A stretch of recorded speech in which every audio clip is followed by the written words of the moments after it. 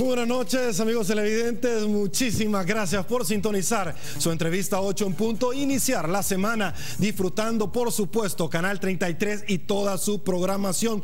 Queremos arrancar esta entrevista no solamente saludándonos, sino que felicitar puntualmente a nuestro programa hermano Teleprensa. Nuevo set, nueva imagen, pero más de 50 años informando a El Salvador. Profesionalismo, objetividad es lo que los caracteriza. Por supuesto, evolucionando con un dinamismo impresionante, pero por supuesto siempre con la misma mística de trabajo que solo puede caracterizar a este medio informativo. Nos sentimos sumamente orgullosos por este nuevo set, por esta nueva imagen de fondo y forma que Teleprensa les brinda a todos los salvadoreños. Desde acá, nuestra felicitación para Teleprensa, por supuesto, por este nuevo empuje que le está dando a este canal. Arrancamos rápidamente contándoles que esta noche vamos a estar conversando sobre diferentes temas de coyuntura nacional. 4 años de la gestión del presidente Mauricio Funes, pero puntualmente vamos a estar conversando sobre el análisis jurídico de la situación actual de nuestro país. Para conversar sobre este tema, con mucho gusto le damos la bienvenida al doctor Fabio Castillo, ex coordinador del partido FMLN. Doctor Castillo, muy buenas noches, gracias por acompañarnos. Sergio, gracias por invitarme. No, gracias a usted por tomarnos en cuenta en su agenda y por supuesto acompañarnos esta noche acá en 8 en punto. Arrancamos rápidamente saludando a Banco Agrícola porque hace posible este primer segmento. Y bueno, arrancamos con un tema que ciertamente no podemos pasar desapercibido, doctor Castillo, y es que luego de la resolución de la Sala de lo Constitucional de la Corte Suprema de Justicia, donde mandataba nuevamente la elección de los magistrados de la Corte de Cuentas, hasta este momento hay una preocupación muy profunda en diferentes sectores de la sociedad, y es que hasta este momento todavía el ente contralor no está conformado, por lo tanto creando así una inestabilidad jurídica y una falta para muchos, según especialistas en las materias, de una auditoría constante para la cosa pública del Estado. Doctor Castillo, ¿cuáles son las consecuencias de la cefalía hoy por hoy que tiene la Corte de Cuentas de la República? Primero, antes que las consecuencias, antes que los efectos, veamos la causa. La causa es un enfrentamiento entre la Asamblea y la Sala de lo Constitucional. Enfrentamiento, yo soy diputado suplente, pero en un enfrentamiento entre la Sala de lo Constitucional y la Asamblea, la que lleva a la perder es la Asamblea, porque las decisiones de inconstitucionalidad de la Sala son de obligatorio cumplimiento para todo el país, para las instituciones y para los ciudadanos. Es interesante y vale la pena remarcar que la Sala, nunca puede declarar que una disposición es constitucional. Solamente puede declarar que por el motivo alegado no es inconstitucional, pero puede haber otro motivo para alegar la inconstitucionalidad. Entonces, ha declarado inconstitucional. Yo no estoy de acuerdo con el contenido de la sentencia. Me parece que no es posible que a una persona que ejerce un derecho político, como es afiliarse a un partido, se pueda por eso perder otros derechos. Entonces no estoy de acuerdo con la sentencia, pero esa es la sentencia. Y una vez dictada la sentencia por la Sala, hemos de cumplirla. Entonces, no cumplir con esa elección es grave para la institucionalidad del país.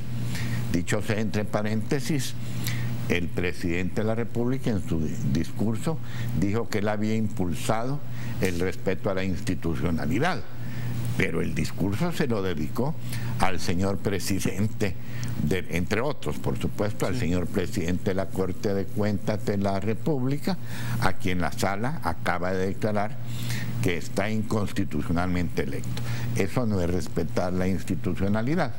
Pero más allá de lo que puede ser los dimes y diretes del presidente con la Sala, etcétera, creo que la Asamblea debe asumir su responsabilidad y elegir a 3 personas idóneas para el desempeño de las magistraturas en la Corte de Cuentas. Claro creo que aunque yo no esté de acuerdo con el criterio de que los que pertenecemos a un partido político no deberíamos de tener prohibido el acceso a la Corte de Cuentas, creo que la Asamblea debería poner noblemente un alto al enfrentamiento y elegir a personas idóneas, que las hay en el país. Nosotros no somos un país de pícaros, somos un país de gente honrada. Y hay gente honrada que no pertenece a ningún partido político y que reúne todos los requisitos para ser magistrado de la Corte de Cuentas. Nombres, no digo ninguno, pero los hay. Doctor, muchas personas aseguran que el presidente de la República en su última resolución que vamos a hablar de seguridad, por supuesto, sobre este tema, le dio fiel cumplimiento a la elección nuevamente de los dos titulares de Defensa y de la Policía Nacional Civil. Sin embargo, en el balance de los 4 años de gestión, muchos aseguran que el presidente de la República pues no ha contribuido de la mejor forma en el pasado para poder salir adelante en temas de institucionalidad, sino al contrario, en algún momento ha metido candados, como aquel decreto 743 que en una forma expresa se llevó y se publicó, y otras resoluciones de la Corte que obviamente al encargado del Diario Oficial, pues obviamente el presidente le dio instrucciones de no publicar estas. ¿Qué opinión le merece en este tema? Mire, yo no sé si el presidente le habrá dado esas instrucciones al director del Diario Oficial. La gente dice que sí. El director del Diario Oficial asumió su responsabilidad, ¿verdad? Que fue una cosa terrible. ¿Cómo es posible que en este país se pueda desobedecer una orden de la Corte, de la Sala? Vaya, en la Asamblea son órganos fundamentales del Estado, pero el director del Diario Oficial negarse a publicar una resolución de la Sala es inaudito. En ninguna parte del mundo se puede ver eso. La Sala tiene a su vez los mecanismos para hacer efectivas sus resoluciones. Mire, el presidente Funes a lo largo de los 4 años ha tenido aciertos, no se puede negar. Nombrar a Wanda Piñato en el cargo el que la nombró y haber hecho ella la excelente labor que ha hecho con Ciudad Mujer fue un acierto, sin duda alguna. Nombrar a Gerson Martínez, a Hugo, a Salvador Sánchez Serén, a Humberto Centeno, ministerios en los que nadie señala un acto de corrupción, absolutamente nadie. Lucha que han dado los ministros, hablo de los ministros del Frente, y aquí voy a incluir también a María Isabel Rodríguez, que no es del Frente, pero que ha hecho una excelente labor. Entonces, esos han sido aciertos del presidente en los nombramientos de personas que se han desempeñado con toda eficiencia, con toda honestidad y que han dado ejemplo de lucha contra la corrupción. La institucionalidad, eso que menciona usted del decreto 743, es una cosa terrible, ¿verdad? Es decir, es vergonzoso. Uno sufre vergüenza ajena de que en otro país le señalen, ustedes son del país donde se hace tal cual y tal cosa. Da verdadera vergüenza.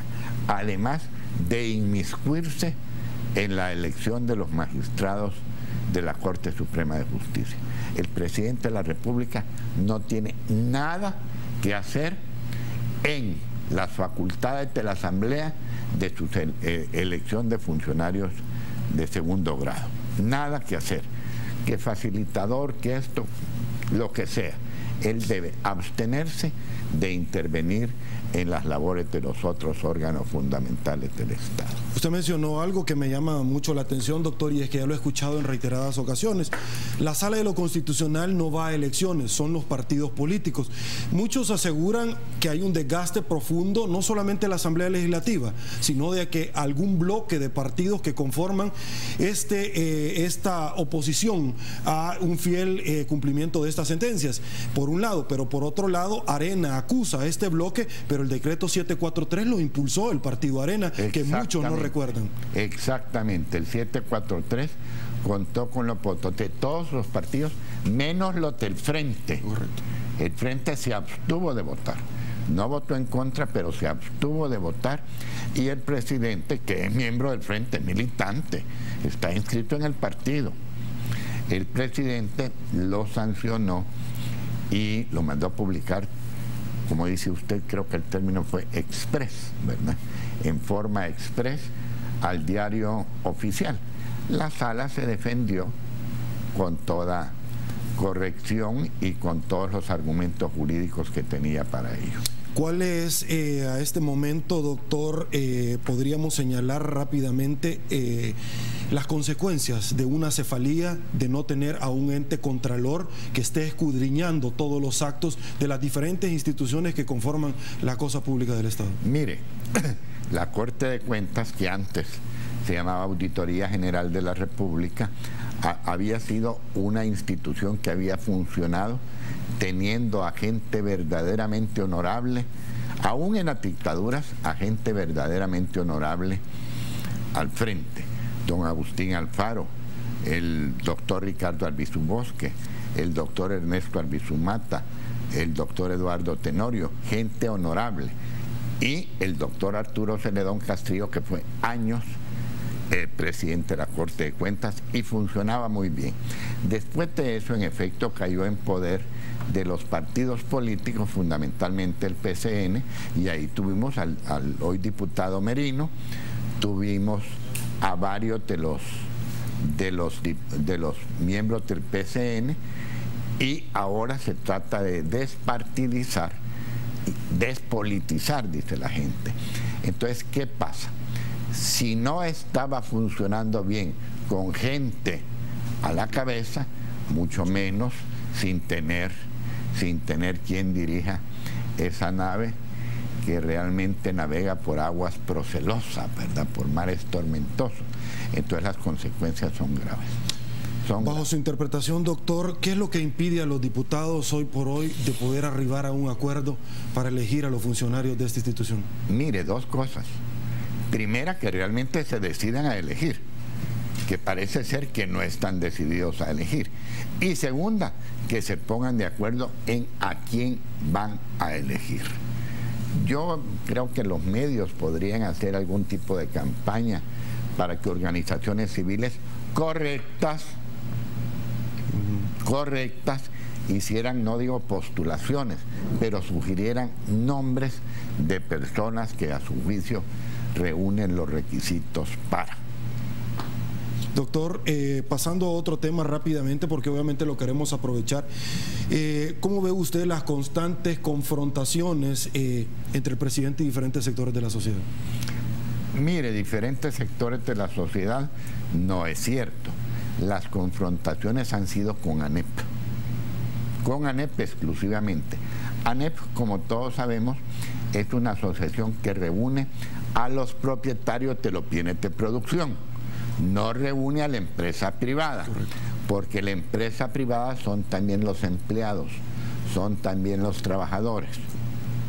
Vamos a... Ok, lo voy a suspender rápidamente, doctor. Vamos a una primera pausa comercial aquí en 8 en Punto. Regresamos con mucho más esta noche acá en 8 en Punto. Volvemos. Estamos de regreso, muchísimas gracias por su preferencia, doctor Castillo. Terminamos el análisis de la confrontación del presidente con la empresa privada. Le decía, no, con la ANEP. Con ANEP, okay, ¿verdad? Y fundamentalmente con don Jorge Dabú, que es un hombre un poco impulsivo. Me da la impresión de que algo irreflexivo, ya ve usted lo que hizo en el ENADE, sí, y que ha tendido siempre a provocar al presidente.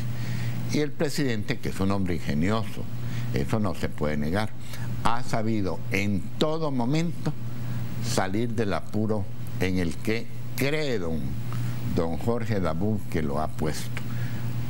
Muchos empresarios, miembros de ANEP, me han dicho que se acercaron a don Jorge Dabú para decirle, mira, en primer lugar tú eras el anfitrión, sí, en segundo lugar se te olvida que el hombre es el presidente de la República y que lo has invitado y que hay que tratarlo no solamente con el respeto que se merece como presidente, sino con la cortesía que es indispensable en un acto público. Pero vaya, él se lanzó por la pendiente y el niño que lloró y la niñera que lo pellizca, el presidente le respondió, y hay que decirlo, con mucho ingenio.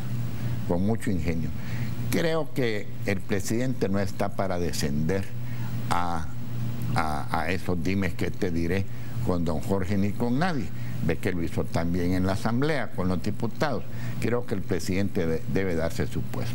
Yo no me imagino a la reina Isabel de Inglaterra diciéndole a los miembros del Parlamento, cállense la boca. No me la imagino. Al rey de España sí, ya ve que se lo dijo a Hugo Chávez, ¿verdad? Pero a los jefes de Estado, hablándole así a los parlamentarios, no me los imagino. Pero también lo provocaron. No lo justifico, pero se explica. Ok, doctor, sobre un tema que se refirió el señor presidente de la República, en este informe, tal y como la Constitución así lo mandata en la Asamblea Legislativa en su cuarto año sobre el tema de seguridad.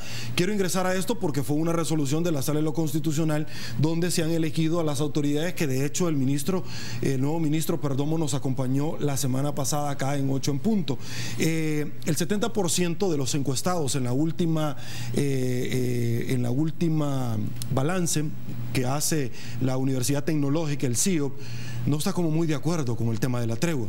Sin embargo, pues el presidente de la República ha defendido este tema y una de las situaciones que llama mucho la atención son los candidatos presidenciales que han llegado a Casa Presidencial y donde a palabras del mismo presidente se les ha explicado hasta la saciedad, pero no están convencidos, incluyendo la persona que trabaja con el presidente de la República, me refiero al profesor Salvador Sánchez Serén.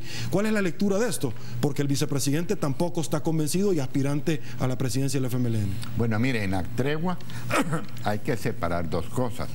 La actuación de Monseñor Fabio Colindres, que es la actitud de un pastor religioso que busca llegar a la oveja descarriada, sí, para traerla de nuevo al redil o al ovil, como quiera usted mencionar. Y la labor del ministro de Seguridad. Creo que los salvadoreños desearíamos que la tregua no fuera solamente entre pandillas, sino que fuera de las pandillas con la sociedad civil.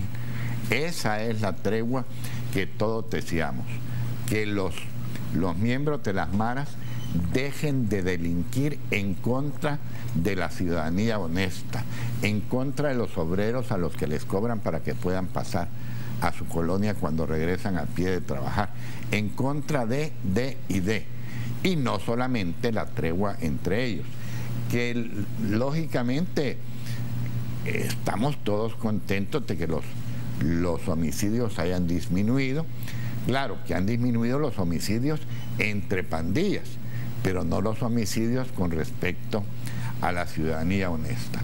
Entonces hay que separar el aspecto religioso, con el cual yo estoy de acuerdo y apoyo a Monseñor Colindres en todos los esfuerzos que haga. Claro, mi pastor es Monseñor Escobar Alas, ¿verdad? Pero apoyo a Monseñor Colindres en los esfuerzos. Sin embargo, es un poco difícil de entender el que la tregua tenga la bendición del Estado.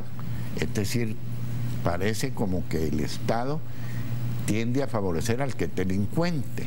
Ve usted que aparecieron anuncios de que iba a haber créditos para los miembros de las maras y de las pandillas, y la gente honrada va a los bancos y no tiene acceso a los créditos. Entonces no deja de ser un poco incomprensible. Ok, en este balance, doctor, el partido oficialista en su momento, cuando perdió curules muy interesantes, muy importantes para ellos, en las pasadas elecciones del 11 de marzo, señaló puntualmente Roberto Lorenzana, se crearon muchísimas expectativas por parte de este gobierno y no se les ha cumplido. Pero siempre en el tema, enmarcándonos de la delincuencia, voy a la corrupción, y es una expectativa que muchos salvadoreños tenían en este gobierno. De hecho, retraigo las palabras que usted puntualmente ofreció en un rotativo, donde dijo: una gran deuda de este gobierno es que nunca se abrió la corrupción en Casa Presidencial. Se abrió el combate a la corrupción. Combate a la corrupción. Sí, y ya lo señalé, en los ministerios que dirigen miembros del Frente se ha hecho una lucha con grandes logros. Mire, la corrupción en el Ministerio de Obras Públicas no es que estuviera bajo. Hubo ministros corruptos en el Ministerio de Obras Públicas. Y sin embargo ahora, con respecto al funcionamiento del Ministerio de Obras Públicas, nadie tiene una queja que señalar. no solamente en cuanto a la corrupción, sino en cuanto a la eficiencia del trabajo de Gerson. Igual pasa en el Ministerio de Relaciones Exteriores. Claro, ahí por la naturaleza propia de ese ministerio, el ministro recibe instrucciones directas del presidente. Yo recuerdo que cuando me destituyeron a mí, el acuerdo decía por instrucciones del señor presidente. Creo que de igual manera decía en la destitución de nuestro ex embajador en Washington y algunas otras cosas.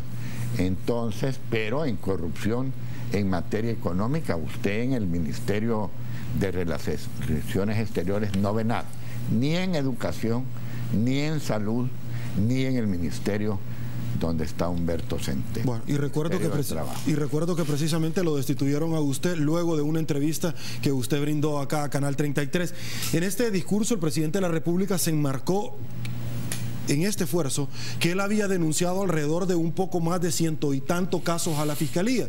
Sí. Precisamente en este esfuerzo. Sin embargo, muchos esperaban un poco más allá, porque el ofrecimiento del presidente no fue presentar únicamente los casos a la Fiscalía, sino que iba a perseguir la corrupción. Muchos dicen, pero mire, el presidente de la República elige al director de la PNC. La PNC coadyuva con la Fiscalía y le entrega un paquete ya terminado. Si el fiscal no quiere proceder, pues hombre, hay delante juicio que fácilmente lo puede proponer el presidente. A 4 años nada de eso ha sucedido. Pero mire, primero el fiscal acaba de llegar, ¿verdad? Pero segundo, la corrupción que el presidente no ha denunciado no es la que hubo antes, es la que hay ahora en Casa Presidencial. Si eso es un escándalo en todos los ámbitos en la sociedad salvadoreña. Y ahí es donde él debería de insistir en poner orden. En la actualidad, doctor. Eso es lo que se dice por todos lados.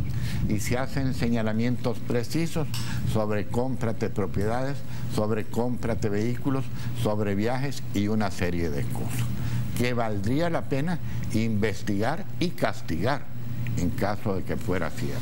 Ok, acá en nuestras redes sociales Juan Ramón Avelar nos pregunta, don Fabio, ¿por qué el presidente Funes siempre se refiere puntualmente sobre este tema y otros a los 20 años de Arena y puntualmente porque le dedicó algunas frases en el discurso en sus 4 años en la Asamblea Legislativa ese día sábado, pero siempre se salta al expresidente Elías Antonio Saca? Pues mire, tengo la impresión, no les sé decir porque yo no pertenezco al círculo íntimo ni de uno ni de otro, pero tengo la impresión que después de que salió el presidente Saca del cargo, como que se han hecho muy amigos, íntimos amigos, y no sé, hay quien dice que tienen negocios en común. No lo creo porque Mauricio Funes era pobre cuando entró a la presidencia. No tenía un centavo para invertir. Es más, usted recuerda que le debía a don Nicolás Alume $2 millones. No sé cómo se lo va a pagar, ¿verdad? Pero no tenía cómo invertir, así es que no creo que pueda ser socio del presidente Saca, que sí es un hombre muy rico, muy rico. Ok, la última vez que tuvimos acá la oportunidad de conversar con usted, doctor, usted señalaba algún tipo de impedimento que el presidente Elías Antonio Saca podría tener en los próximos comicios electorales. Nosotros se lo trasladamos acá cuando él vino acá y ya oficializó su candidatura, no legalmente, pero sí la externó y obviamente está en el movimiento Unidad. Él descartó completamente de tajo a preguntas de su servidor, trasladándole los argumentos que usted había esbozado, porque él ya había consultado con su grupo de abogados y le había dicho que pues no tenía ningún tipo de impedimento en este tema. Mire, yo traigo aquí la Constitución que siempre anda conmigo. Dice, no podrán ser candidatos a presidente de la República. Séptimo, las personas comprendidas en los ordinales segundo, tercero, cuarto, quinto y sexto del artículo 127 de esta Constitución. Y ese artículo dice no podrán ser candidatos a diputados. excesivo a presidente, los que tengan pendientes contratos o concesiones con el Estado para explotación de riquezas nacionales o de servicios públicos, así como los que hayan aceptado ser representantes o apoderados administrativos de aquellos o de sociedades extranjeras que se hallen en los mismos casos.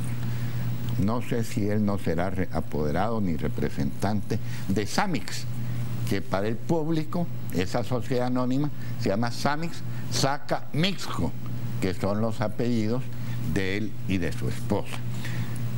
Entonces salieron con el argumento de que el presidente, una cosa era la sociedad anónima y otra cosa eran los socios.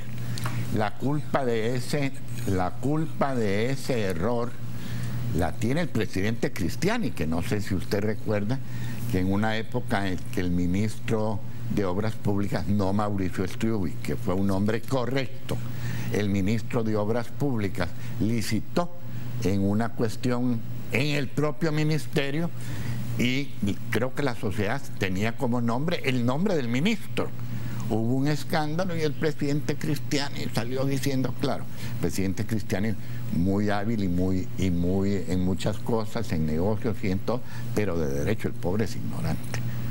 Entonces salió diciendo algo que salía de tío Coyote, como decíamos antes, que le dio un abogado y que una cosa era la sociedad fulano de tal y cual, señora e hijos, SASB, y otra cosa era el funcionario. Y aquello pasó. Sin embargo, el propio presidente Saca, voy a insistir en esto, el propio presidente Saca, cuando el señor Luis Cardenal, que es un hombre correcto, pero hubo una licitación de una sociedad en la que él tenía una participación del 10%, la licitación era por $19.000, no eran los millones de la época de Cristiani, el presidente Saca lo destituyó y lo envió a ver que se defendiera. Una cuestión que a nadie se le puede ocurrir, que Luis Cardenal, porque la sociedad ganara $2.000, de los cuales a él le hubieran correspondido 200, estaba haciendo un acto de corrupción. Pero lo destituyó, diciendo no, la sociedad y usted son prácticamente lo mismo. Entonces, hoy que no venga a decir que en el caso de las cosas son diferentes. Pero le voy a profundizar en una cosa. El otro día en un desayuno en mi casa, a propósito, lléguese un día a desayunar, son muy agradables. En un desayuno en mi casa había un abogado que está muy cerca de la candidatura de Saca. Entonces surgió el tema este. Y dijo él lo siguiente. Sí, dijo, pero eso no lo puede impedir la inconstitucionalidad, sino hasta que haya sido inscrito Saca como candidato. En consecuencia, la sala no va a tener tiempo de resolver, porque además lo vamos a inscribir en el último día, para que haya menos tiempo. Claro, para tío Coyote hay tío Coyotón, ¿verdad?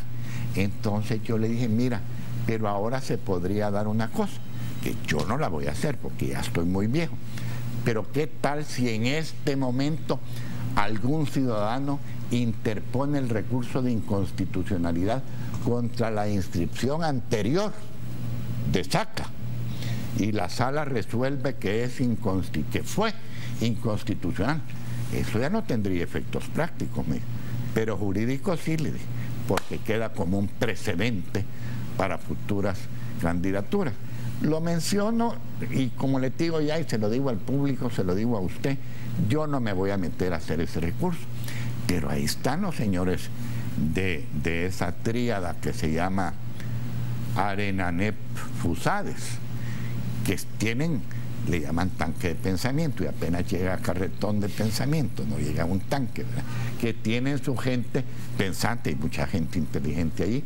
Está Javier Saldívar en ANEP, en Fusades está este muchacho Castro, que podrían estudiar y presentar como ciudadanos, porque el recurso de inconstitucionalidad es un recurso político que solo lo podemos presentar los ciudadanos, no ANEP, ni Arena, ni Fusades, que podrían presentar ya el recurso de inconstitucionalidad con respecto a la inscripción anterior de SACA, y la sala tiene tiempo para resolver antes de que llegue el punto preciso en el que él va a pretender la otra inscripción. Mire, si la sala dice que no fue inconstitucional, yo voy a admitir la sentencia. ¿Qué voy a hacer? Si yo mismo he sostenido que lo que dice la sala hay que aceptarlo. Bueno, rápidamente nos vamos a una pausa comercial acá en 8 en Punto. Seguimos conversando sobre muchos temas que usted desea saber. Pausa, volvemos.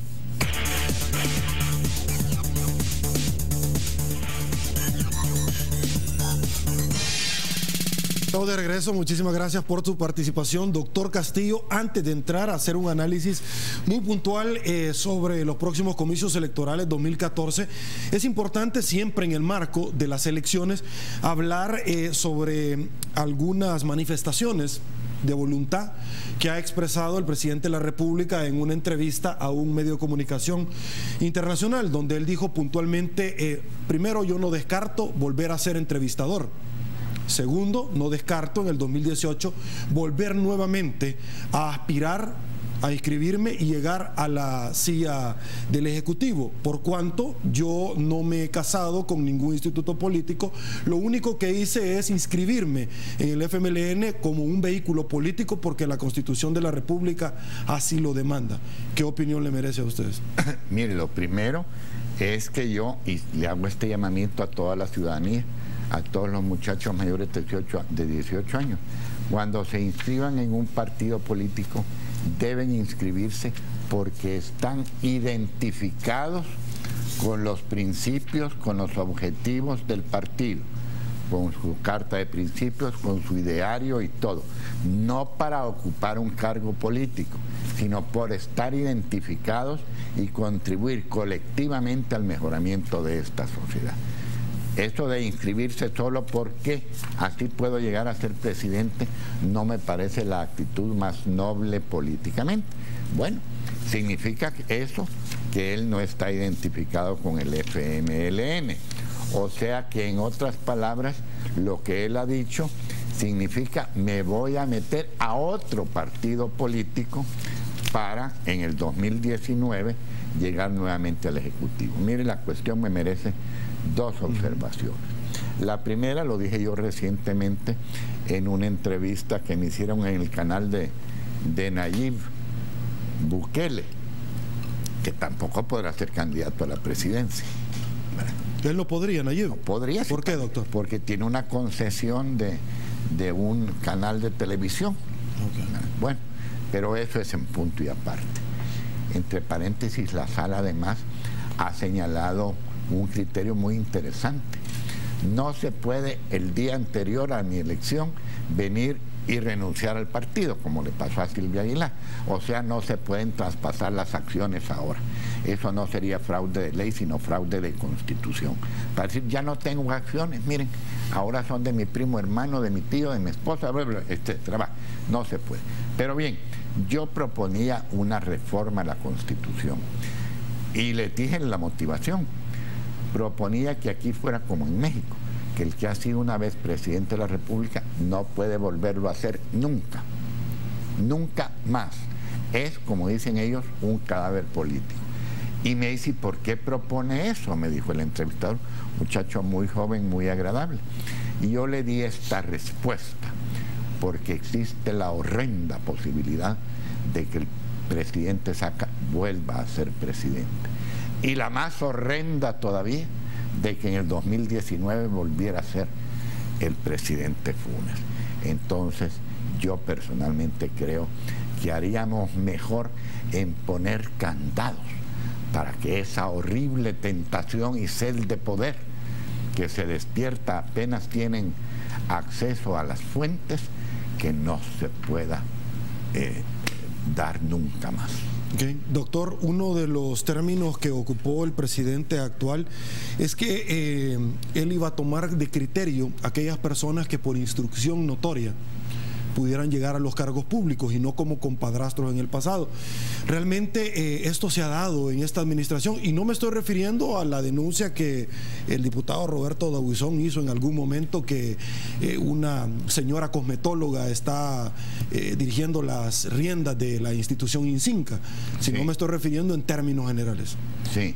Mire, bueno, usted comprenderá que yo no estoy al tanto de todos los nombramientos del Estado, pero hay nombramientos de gente del frente que la he señalado, y algunos otros de gente que no es ni era del frente, como el doctor Héctor Dada, que son indiscutiblemente personas de toda capacidad y de absoluta honestidad y dedicación al trabajo. Yo en eso no es que tenga queja fuera del entorno en Casa Presidencial, donde entre paréntesis hay algunas personas que a mi modo de ver son correctas, ¿verdad? Y son eficientes y cumplen con su trabajo. Esto del entorno es una cosa, no sé si usted recuerda que dijo que su referente iba a ser el presidente Lula. Sí.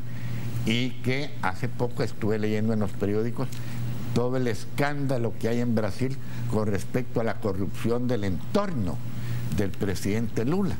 Entonces yo digo, verdaderamente está siguiendo el ejemplo del presidente Lula, ¿verdad? Porque es en su entorno en el que hay corrupción. Ok. Ya entrando puntualmente al tema electoral de cara a los comicios del 2014, ¿cuál es la posibilidad que usted mira, o a qué partidos o a qué candidatos le ve posibilidades naturalmente de una segunda vuelta, que usted ya nos los ha exteriorizado en otras oportunidades acá? Sí, el Frente está luchando por ganar en primera vuelta. Yo estoy luchando porque el Frente gane en primera vuelta, pero no creo que se dé eso. Creo que vamos a ir a una segunda vuelta. Fíjese que hay una cuestión curiosa, porque critiquemos en lo que critiquemos al gobierno actual, ha tenido logros.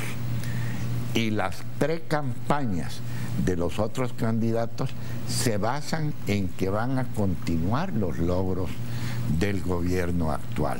Si es que al presidente Saca y a don Norman Quijano, al doctor Quijano, solo les falta decir, miren, Gerson ha sido tan bueno que lo vamos a nombrar a él ministro de Obras Públicas, y a Hugo de Relaciones, y esto y lo otro aquí, porque están basando su propaganda en que van a continuar las obras buenas de los ministerios del actual gobierno, que están en manos de militantes del Frente. Okay.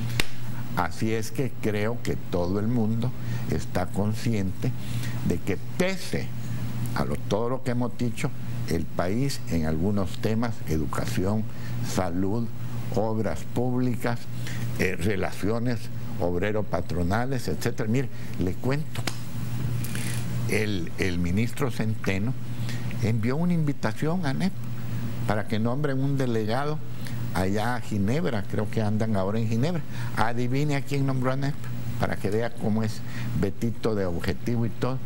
A don Arnoldo Jiménez, que está ahora en Ginebra, con pasaje pagado por el gobierno de El Salvador, representando a ANEP, para que vea que Beto es un hombre totalmente correcto, transparente y que no ocupa revanchismo de ningún tipo. Bueno, ahorita que usted tocó el tema de la ANEP, Aliados para la Democracia, obviamente yo no puedo pasar desapercibida también la última resolución en términos laborales de la Sala de lo Constitucional, y es que muchos aseguran, bueno, hoy vamos a ver, es una prueba de fuego para que la ANEP nos demuestre de que no es lo mismo que Arena y Aliados para la Democracia, que pueden obviamente tutelar los derechos de los trabajadores.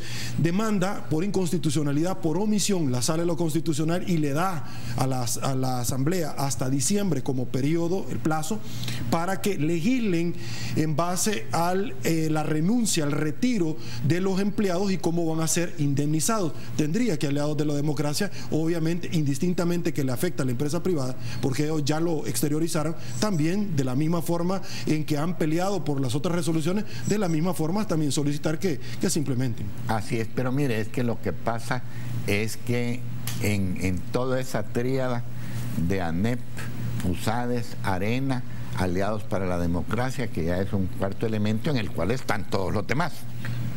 Todos los demás están ahí incluidos, ¿verdad? Tienen realmente dos tipos de objetivos. Uno, el político.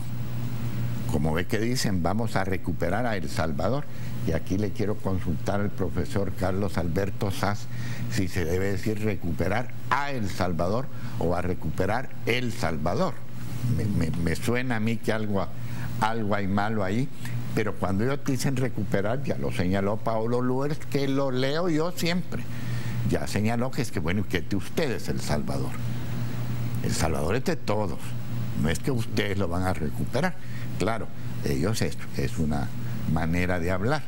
El objetivo político de recuperar El Salvador para ellos, y el segundo objetivo, que es el económico, proteger sus propios intereses económicos. Mire, yo procuro proteger los intereses económicos de cualquiera. En el caso de Alba, de los directivos de Alba versus don Arnoldo Jiménez, yo estoy ahí para defender, en primer lugar, el honor y la dignidad de las personas, pero en segundo lugar, para defender la generación de empleos en el país, para defender la inversión, y esto lo debería de entender ANEP, y en tercer lugar, para defender la proyección social de las empresas productivas. Con lo que quienes deberían de estar en ese papel deberían ser los propios señores de ANEP, hombre, pero no. Nunca ha visto usted un manifiesto de ANEP que esté reclamando por otros derechos que no sean la propiedad privada de los bienes de producción. No hay ni un manifiesto de ANEP en contra de la tortura, no hay uno. En cambio, sí, permanentemente para proteger la propiedad privada. Estamos de regreso, muchísimas gracias por estar pendiente de 8 en punto. Damos paso rápidamente a saludar a nuestra productora, Georgina García, porque a continuación nos muestra Participación Ciudadana. Buenas noches, Georgina. Buenas noches, Sergio. Buenas noches a nuestro invitado. Líderes solidario, dice el FMLN, ha generado coherentemente ha gobernado coherentemente y a la vez irrespeta las sentencias de la Sala de lo Constitucional. ¿Cómo se le llama a eso? Rosy Mejía dice, ¿por qué hasta el momento no hay consenso para la elección? Mario Grisales dice, doctor Castillo, usted es un jurista reconocido y valioso. Ahora bien, le pregunto, el FMLN está dividido y Funes sí es prepotente. Vanessa dice, ve incoherencias en las campañas, ¿qué opinión le merecen? Juan Carlos Sura, ¿cómo ve el cambio de timón que tuvo la campaña de Arena con la llegada de Francisco Flores? ¿Es sano volver a ese pasado? Doreli dice, por favor pregúntele sobre el Fonavipo y están obligando a AFP a comprar esos bonos que no tienen respaldo. Guillermo Orellana dice, ni Dios quiera que vuelva Tony. José González, el artículo 152 de la Constitución Política dice que no podrán ser candidatos a presidente de la República primero el que haya desempeñado la presidencia de la República. Sócrates dice, acepto que unos ministros del FMLN han hecho buen trabajo. Ahora dígame, ¿la bancada del FMLN en la Asamblea han hecho buen trabajo? Hay mucha participación más, pero vamos a llegar hasta acá por cuestión de tiempo. Buenas noches. Gracias, Georgina. Gracias, amigos televidentes, por todas sus preguntas a nuestro invitado de esta noche. Agradecemos a los que nos sintonizan en línea y, por supuesto, a los que nos escuchan por medio de Radio Universidad Tecnológica 970 AM. Doctor Castillo, sus impresiones, por favor. Pues mire, no he sentido que haya muchas preguntas. Fundamentalmente creo que se refieren a la bancada del frente en la... Que si había división, preguntó un amigo televidente. No. Okay. Mire eso, bendito sea Dios, el partido está ahora sólidamente unido, identificado y no hay ningún tipo de división. Hay discusiones y estamos contentos de que haya discusiones. No queremos nosotros en modo alguno el tener un pensamiento único que no se refresque con nuevas ideas y con contradicciones y todo. Las hay, pero nuestra bancada está sólidamente unida. No necesita de firmas de pagarés que garanticen que va a seguir en el frente la gente que fue elegida. No, eso es otros partidos que basan su fidelidad en el dinero. Es decir, tanto me costaría salirme del partido, no me salgo. Tanto me beneficiaría salirme del partido, me salgo. Entonces, yo esto lo he criticado siempre, pase donde pase. Pero no es más que un indicativo, no digo de la descomposición que hay en Arena, sino que ya esto pasa de descomposición a putrefacción. Ese partido se está deshaciendo. Ya incluso tienen gente muy inteligente. Ahí está, por ejemplo, Walter Araujo, es un hombre muy inteligente y es miembro del partido Arena. Y no deja de darles a ellos alguna serie de consejos. Pero en fin, mire, ha habido tantos presidentes del COENA que ya no son miembros del partido, que uno dice, ¿qué es lo que pasa ahí? Pues Gloria Salguero salió en algún momento, regresó. Roberto Angulo salió. Toñito Salaverría salió. Walter Araujo parece que está con un pie afuera y el otro en una cáscara de plátano, a punto de salir. Y hay 2 o 3 expresidentes del COENA más que se han salido.